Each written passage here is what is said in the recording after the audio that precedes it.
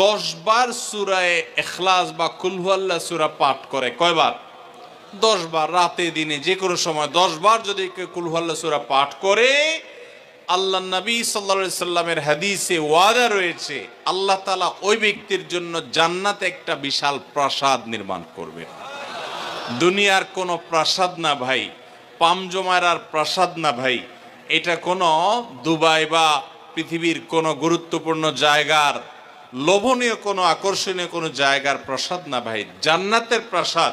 দুনিয়ার প্রাসাদ রেখে চলে যেতে হবে, জান্নাতের প্রাসাদ যে একবার পেয়ে যাবে অনন্ত অসীমকাল পর্যন্ত আর তার সেখান থেকে বের হতে হবে না, তার থেকে ছুটবে না।